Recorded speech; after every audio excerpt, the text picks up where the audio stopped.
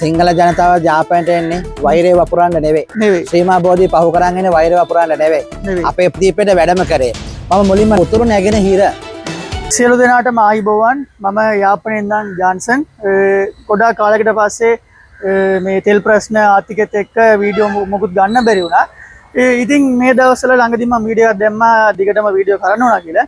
ඒ වගේම අවුරුදු 5කට කලින් අපේ ගෙදර ඇවිල්ලා යාපනයේ දඹකුල පටුන නාගවිකාර ඔක්කොම ගිහින් මම ඇවිදිලා මේ හාමුදුරුවෝ ගිහිල්ලා හැමතැනකම පෙන්නුවා.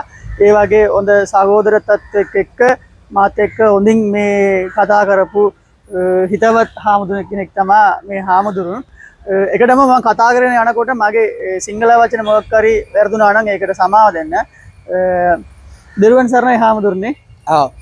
තෙරුවන් සරණයි. මේ මගේ බොහොම හොඳ කල්යාණ මිත්‍රයෙක් තමයි අපේ මේ ජනන්සන්. ඉතින් ඇත්තටම මම 2020 දී තමයි මම මුලින්ම ඇත්තටම මම නාගදීපෙට වැඩම කරේ.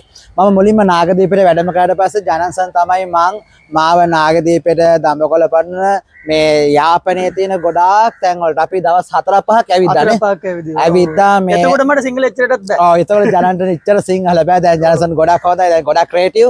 හරි සතුටුයි ආඩම්බරයි.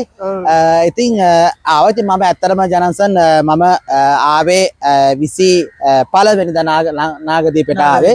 මොකද අප්‍රේල් 2 මේ 3 නාගදීපේ හාමුදුරුවන්ගේ බර්ත්ඩේ එක උපන්දිනේ තිබ්බා. එතකොට මට තමයි දෙවෙනිදා බණ තිබ්බේ. තිබ්බලා මම ඒකලා ගියා කරේනගර. ඊයේ කරේනගර ඉඳලා අද යාපනයේ ඉඳලා හෙට තමයි මම කොළඹට පිටත් වෙන්නේ. ඉතින් ඔයා හම්බෙච්ච කඩ සතුටුයි. මම කතා කරා පහුගිය කාලේ මම යාපනයට අපි උණ ගැහුන්නේ. ඔව්. ඉතින් ජනසන් මොනවද මේ දවස්වල අලුතෙන් ඔයාගේ විස්තර? මේ දවස්වල ඉතින් හාමුදුරනේ මම මේ channel එක පටන් ගත්ත ඇත්තටම මම හොයනවා බෞද්ධ ආගම ගැන ඉතිහාස තැන්වල් ඓතිහාසික වෙච්ච තැන්වල් ඒ පන්සල් නැත්තම් හරි ඔතනින් බෞද්ධ ආගම සම්බන්ධ මොකක් කර තිබ්බනම් මම අනිවාර්යෙන් ගිහලා වීඩියෝ ගන්නවා යාපනයේ. ඉතින් ඒ වගේ තැනක් තමයි දැන් හොයන්නේ. හාමුදුරනේ කියන බෞද්ධ ආගමට යාපනයටත් කොච්චර මේ සම්බන්ධ තියෙනවද?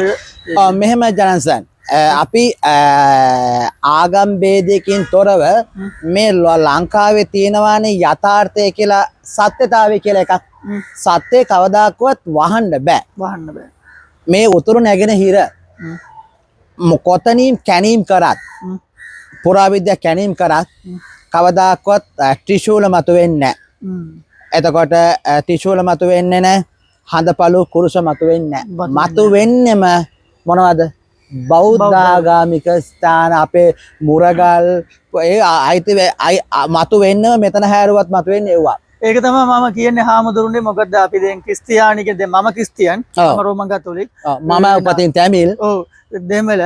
නමුත් මට දැන් මගේ ආගම ඇත්තද බොරුද කියලා බලන්න ඕන නම් මට යන්න තියෙන්නේ රෝම් එකට නැත්නම් ඉතාලියකට නේද? නැත්නම් පෝර්තුගල් යන්න ඕන. හැබැයි ලංකාවේ කොහෙ ගියොත් කොහෙ හැරුවොත් ඉදිගාස හොයාගෙන ගියොත් එන දෙයක් බෞද්ධ ආගම. මේකට දැන් බලන්න දැන් අපිට ගත්තොත් ජනන්සන් දඹකොළ පටුන බලන්න. ඔව්. දඹකොළ පටුන දැන් ওই පහුගිය කාලේ පාදචාරිකාවක් ගියා කියලා ජාතිවාද මිනිස්සු දඹකොළ පටුනේ නෙමෙයි ඒක තිස්ස විහාරය. තිස්ස විහාරය. ඒතන එකක් දඹකොළ පටුනේ තමයි අපේ ලංකාවට උපසම්පදාව අරගෙන මොහොතෙන් ගොඩ බැහැලා ආපු තැන. සංගමිත එතන විහාරය. එතකොට මේ තිස්ස විහාරය මෙහෙමයි. ජනන්සන් මම එකක් කියනවා මගේ පෞද්ගලික අදහස.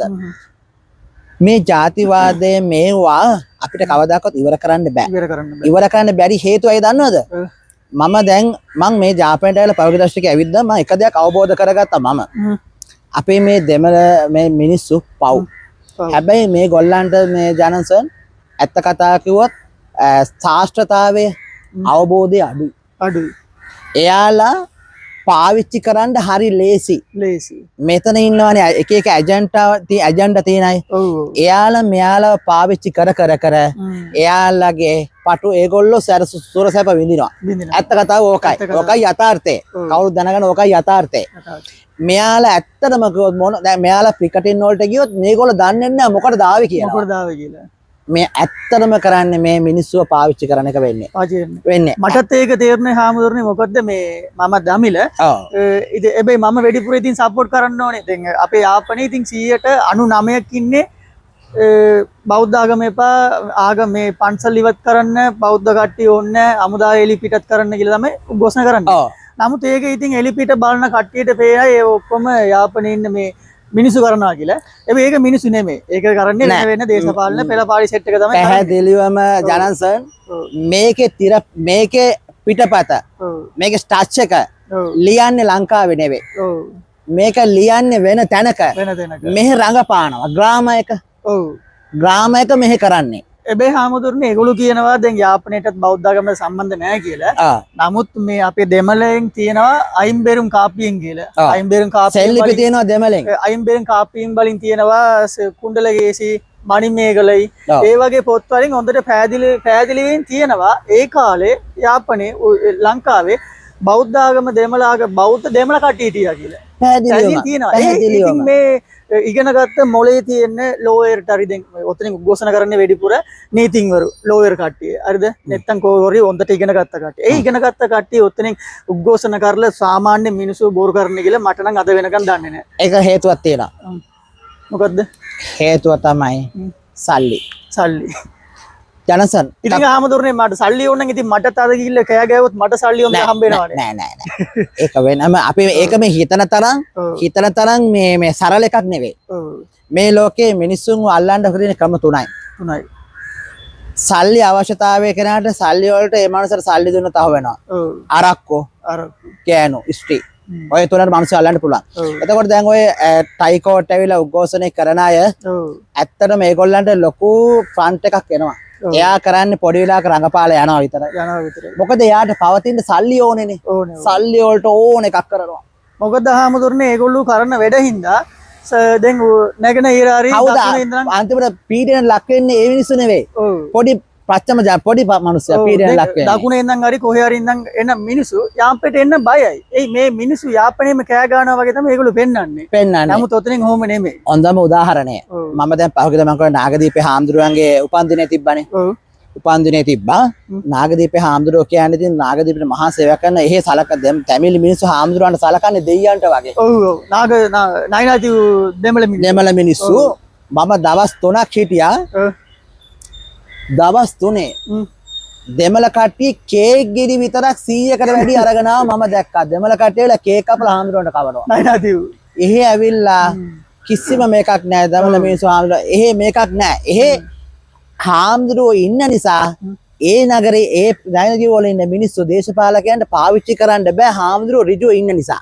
නැත්තම් ඒගොල්ලෝවත් පාවිච්චි කරනවා. මම ළඟදී දැක්කේ හාමුදුරුවන්ට පිළිමක් මොකක් කරලා ඔව් හදලා ඒ හාමුදුරුවෝගේ උපන්දිනට හැම කෙනාම තැමිලි කරන්න ගයක් හදලා දෙනවා. ඒක මුළු උපන්දිනස ඔක්කොටම කණ්ඩ දෙනවා. බයිසිකල් අරන් දුන්නා මීයේ පෙරේදා. හාමුදුරුවෝ ඉන්න නිසා දේශපාලනේ රට ගහන්න බයයි. මොකද හාමුදුරුවෝ ඍජුව ඉන්නවනේ. අර නායකයෙක් නැති හැමතැනම අර මිනිස්සුන්ව පාවිච්චි කරනවා. මම නම් හිතනවා හාමුදුරනේ මම ඇත්තටම හිතන්නේ අපේ සිංහල මිනිස්සු ඔක්කොම එකතු වෙලා එන්න ඕනේ. එවිල්ල අපේ මිනිස්සුත් එක්ක කතා කරන්නේ පන්සල් එන්න ඕනේ. ඇවිදින්න ඕනේ. එතකොට තමයි මේ දේශපාලන සෙට් එක අඩු වෙනවා. අපේ රටේ හොඳ උදාහරණයක් තව එකක් කියන්නම්. මෙතනින් පන්සල්ට විරුද්ධව උද්ඝෝෂණ කරද්දී 100ක් නෝල් ලිමිට් එකට ගියා 2000 කට්ටිය. හරිද? පන්සල්ට විරුද්ධව පොය දවස්වල උද්ඝෝෂණ 200යි. වෙසක් එකට ආව ලක්ෂයට වැඩියෙන් කට්ටිය මෙතනින්. කට්ටිය. එතකොට බලන්න පුළුවන් යාපනයේ මිනිස්සු මොකටද කැමති මොකටද විරුද්ධ කියලා. විරුද්ධ කියලා මම ඒකනේ කිව්වේ මෙතන පොඩි පිරිසක්ගේ ඇජෙන්ඩා පොඩි පටු අරමුණු පිරිමහ ගන්න මේක ඔක්කොම ඩ්‍රාමා එකක්. දේශපාලන ග්‍රාම කියන එක ජනම්සන් ඔයාටවත් මටවත් තේරුම් ගන්න අමාරුයි. මම යන්තම් හරි දේශපාලනය ගැන කියවගත්තේ මොනවද දන්නවද? මලයාල ෆිල්ම් බලලා. මලයාල ෆිල්ම්. මලයාල ෆිල්ම් වල තියෙන සත්‍ය කතාවනේ. ඒ කියන්නේ පොලිටිකල් ගේම් කියන්නේ අවුරුදු 70ක් ගියත් අපිට තේරුම් ගන්න බෑ. පොලිටිකල් ගේම් කියන්නේ හරි සූක්ෂමයි. හැබැයි හාමුදුරනේ ඔයා හිතන්නේ නැද්ද දැන් මිනිස්සු ඔක්කොම එකතු වුණා නම් මේ පොලිටිකල් කට්ටියගේ මේක කඩන්න පුළුවන්ද කියලා? දැන් කඩලා තියෙන්නේ ගොඩක්. පැහැදිලිවම දැන්ට කඩලා තියෙන්නේ. ඒ අපි ඒක කියන්නේ මේ අපේ තියෙන sannivedanaye ප්‍රශ්නයන්නේ. මම හාමුදුර කෙනෙක් හැටියට මම අපේ හාමුදුරන්ට මම චෝදනාවක් කරනවා. මම දැඩි චෝදනාවක් කරනවා අපේ හාමුදුරගොල්ලන්ට. අපේ හාමුදුරගොල්ලෝ ඉංග්‍රීසි ඉගෙනගෙන ඩොලර් හම්බෙන නිසා පිටරට මිනිස්සුන්ට ගිහිලා බණ කියනවා. අපේ හාමුදුරගොල්ලෝ. හැබැයි අපේ හාමුදුරගොල්ලෝ ලංකාවේ ධර්මයේ ඉගෙනගෙන මේ උතුරේ මිනිස්සුන්ට දෙමළෙන් බණ කියන්නේ නැහැ. මම ඒක කියන්න තමයි ආවේ. මම නම් මෙතනින් මේ ඉල්ලා සිටිනවා ඉදිරියට පිච්චුන් වහන්සේලා අදන්නකොට ඒගොල්ලෝ දෙමළත් ඉගෙනගෙන දීලා දෙමළෙන් බණ කියන්න තරම් දුන්නා නම් ඔව් ඒගොල්ලෝගේ සේවයක් යාපනට ගොඩක් මේ වටිනවා. sannivedanaye ප්‍රශ්නයක් තියෙන්නේ සංගමිත්ත කාලේ තිබ්බා වගේ මේ කාලේ අදන්න පුළුවන් දෙමළෙන් බණ කියන්න පිච්චුන් වහන්සේලා හාමුදුරු කට්ටිය ඉන්නවා. මම හොඳ උදාහරණයක් කියන්න.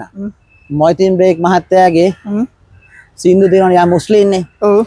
ඕනේ බෞද්ධයෙක් මොයිතින් බ්‍රේක් මහත්තයාගේ සින්දු අතරත් දන්සල් වල ඕන තැනක ඇහෙනවද නැද්ද? හැබැයි මොයිතින් බ්‍රේක් මහත්තයා ඒ සින්දුව එයාගේ භාෂාවෙන් කියලා තිබ්බනම් ඔව්. වටිනවද නැද්ද? වටිනවා. ඒ වගේ තමයි අපේ මේ තියෙන sannivedanaye ප්‍රශ්නයක්. හැබැයි අපේ මිනිස්සු තහවුරක් අපේ මිනිස්සු මේ මම දැන් මේ අපේ මිනිස්සුගේ දෙමළ ගොඩක් මිනිස්සු පව්. ඒ මිනිස්සුන්ට එහෙම ලොකු අවබෝධයක් ඇත්තනම නැහැ. ශාස්ත්‍රතාවයේ නැහැ. ඉතින් එයාලා හැකේ කයට කියන දේ කරනවා. කෑ ගහන්නකෝ කෑ ගහනවා. හු කියනකොත් හු කියනවා. මොකටද කියලා දන්නෙත් නැහැ. ඒකෙන් ප්‍රයෝජන ගන්න අර අය. ඉතින් ජනසන් එක දෙයක් කරලා තියෙනවා. අපි දැන් අපිට පුළුවන් මේක අපිට sannivedanaye කරලා දෙමළ දැන් ඉස්සර මොකද මේ අපේ ජෙනරේෂන් එක දෙමළ තමයි හොඳයි. හොඳයි. ඒගොල්ලන්ට තේරෙනවා. හොඳට හිතන්න පුළුවන්. අපේ සිංහලට තමයිකට හිතන්න පුළුවන්. අපි ඉදිරියට හාමුදුරනේ මොකක් හරි සංගීතය වැඩසටහන කරමු. ඒකට අපි බලන කටෙත් අපිට සපෝට් එකක් දෙයි කියලා. ඔව් අනිවාර්යයෙන්. දැන් මම දැන් උතුරු නැගෙන හිර මේ ටෙක් වල ඔක්කොම වැඩසටහන් දැන් කරන්න මම මේ දවස්වල කරන්න පටන් අරගෙන යනවා. අපි සංගීතය කරගෙන යනකොට ඔව් එතකොට ඔය පොඩි ඒවට පවතින්න බෑ. පවතින්න බෑ. අරව ඔක්කොම විසික් කරනවා. ඔව්. ඔව් එහෙනම් ඉතින් අපි නතර නේද? හොඳ වැඩසටහනක්. ඉතින් බොහොම ස්තුතියි කතා කරාට. ඉතින් මම මෙච්චර කාලෙක ඉතින් කතා කරන්න හිතපු දේ තමයි මෙතෙන් කතා කරලා තියෙන්නේ. යාපනයේ මිනිස්සු හොඳයි. යාපනයේ මිනිස්සු කවදාවත් ජාතිවාද නැහැ, ජාති ભેද නැහැ, කුල ભેද නැහැ, මොකුත් නැහැ. ඒගොල්ලෝ නරක විදියට පෙන්වන්නේ මේ වගේ පොඩි සුළු සෙට් එක තමයි. ඒගොල්ලෝ පිට රටේ ඉඳන් සල්ලි දීලා තව එක දෙයක් එකතු කරන්න ඕනේ. ලෝකේ නරක මිනිස්සු ඉන්නේ ටිකයි. ටිකයි. හැබැයි වැඩිපුරම ප්‍රේමස් නරක අය. ඔව්. ලෝකේ නරකවල ඉන්නේ හොඳ අය. නරකයි ඉන්නේ පොඩ්ඩයි. නමුත් නරක මිනිහා තමයි ප්‍රසිද්ධ වෙන්නේ. 200ක් 100ක් කියලා කට්ටිය එකතු කරලා මුළු යාපනයේම විරුද්ධ සිංහල මිනිසුන්ට විරුද්ධව ජාතිවාද කරනවා කියලා පෙන්නනවා කියන මාධ්‍ය එක ලොකු අසාධාරණයි. යාපනයේ බලන්න පන්සල බලන්න එන මිනිසුන්ට බාධා කරගෙන උද්ඝෝෂණ කරනවා. ඒක ටික දවසකින් නතර වෙයි කියලා මම විශ්වාස කරනවා. ඉදිරියට මම කරන්න යන වැඩසටහන ඔක්කොම සංගීතය වැඩසටහන තමයි. ඒකෙන් තමයි අපි ගොඩ යන්න පුළුවන්. මිනිසුත් අතර ඔක්කොම එකතු වෙනවා කියන්න ඕනේ. මේ සිංහල ජනතාව ජාපනයට එන්නේ වෛරය වපුරන්න නෙවෙයි. ශ්‍රීමා බෝධි පහු කරන් එන්නේ වෛරය වපුරන්න නෙවෙයි. අපේ පරණ තැන් බලලා යන්න. යාපනයේ කියන පුණ්‍ය භූමිය බෞද්ධ ආගම කට්ටියට දෙමළ බෞද්ධ ආගමකට පුණ්‍ය භූමිය කියන්නේ යාපනය තමයි. දඹගොළ පට්ටන සංගමිත්ත විහාර, තිස්ස විහාර, නාග විහාර ආරණ්‍ය විතරක් කෝටියක් තිබිලා තියෙන උතුරු නැගෙනහිර ආරණ්‍ය විතර. ඒ වගේම කදුරුගොඩ විහාර කියලා කියවගෙන යනකොට ගොඩක් තියෙනවා. කියවන්නේ නැති ගොඩක් දේවලුත් තියෙනවා. ආරණ්‍ය ගියා නම් ඉතින් මුළු යාපනයේම තව එක ප්‍රශ්නයක් තියෙනවා. තව ප්‍රශ්නයක් අපේ මිනිස්සු ඉතිහාසය කියවන්නේ. ඒ ප්‍රශ්නේ කොට ලොකුට මම කියනවා ටික කියනවා. කියවන යනකොට තමයි අපිට තේරෙනවා වෙන්නේ අපි හොඳ පැත්තෙන් යන්නේ. මේකෙන් අපිට සල්ලි මොකක් හරි හම්බෙන්නේ නැහැ. නමුත් මේකෙන් හම්බෙන්නේ අපිට මනුස්සත්වය, සමගිය. ඒක තමයි එම කියලා අපි මේ වීඩියෝ එක ඉවර කරනවා. ස්තුතියි. දරුවන් සරණයි. මගේ සිංහල වචන වලින් මොකක් හරි වැරදුනා නම් සමාව දීලා වීඩියෝ එක බලන්න. ඔයගොල්ලෝ මොකද්ද හිතන්නේ කියලා මේ කමෙන්ට් එකෙන් අනිවාර්යෙන් කියන්න. දරුවන් සරණයි. හරි.